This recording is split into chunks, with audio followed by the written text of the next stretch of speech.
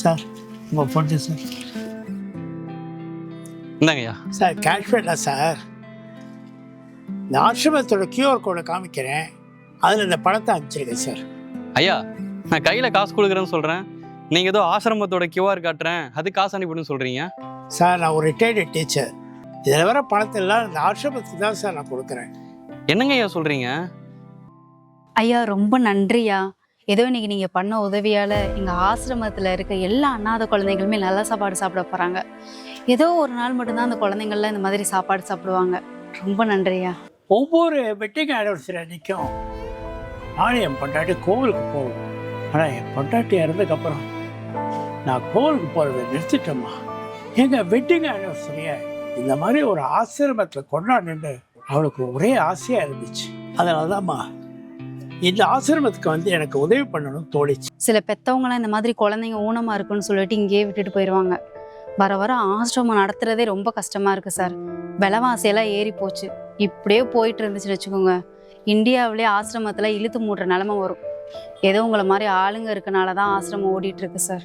குழந்தைகள் நல்ல சாப்பாடு சாப்பிட மாதம் எவ்வளோ செலவாகும்? என்ன சார், ஒரு 20,000 ரூபாய் செலவாகும். மாதம் 15,000 ரூபா பணம் நான் உங்களுக்கு தரேன். எப்படி சார்? நான் ஒரு ரிட்டையர்டு கவர்மெண்ட் டீச்சர்.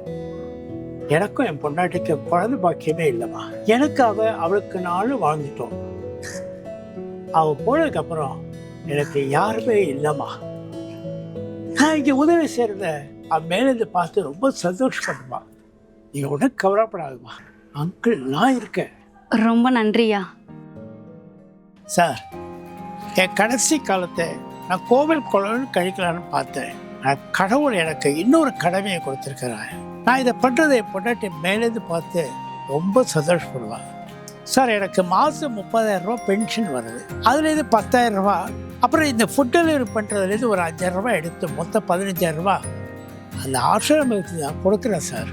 சார், ஒருத்தருக்கு உதவி பண்ணால் திருப்பி நமக்கு யாராவது உதவி பண்ணுவாங்கன்னு எதிர்பார்த்து பழகிற உலகம் சார் இது. ஆனால் இதில் இப்படி ஒரு மனுஷனை பார்க்குறதுக்கு எனக்கே ரொம்ப ஆச்சரியமாக இருக்குது சார். உங்களை மாதிரி மனுஷங்களாம் பார்க்கும்போது தான் சார் ரொம்ப சந்தோஷமாக இருக்குது. சார் நம்ம வாழ்கிறது கொஞ்ச நாள் தான் சார்.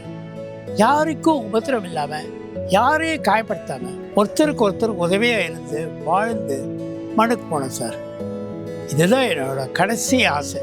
என்னால் நிறைய குழந்தைகள் ஒரு நாள் சாப்பாடு சாப்பிட்றான்னு தெரியும் போது மனசுக்கு ரொம்ப நிம்மதியாக இருக்குது சார். சார், உங்களை மாதிரி ஆளுங்களாம் பார்க்குறப்ப ரொம்ப சந்தோஷமாக இருக்குது சார். அந்த கியூஆர் கோடை காட்டுங்க சார். என்னால் முடிஞ்ச ஹெல்ப் நான் பண்ணுறேன். இப்போதைக்கு ஒரு 500 ரூபாய் அனுப்பிடுறேன் சார்.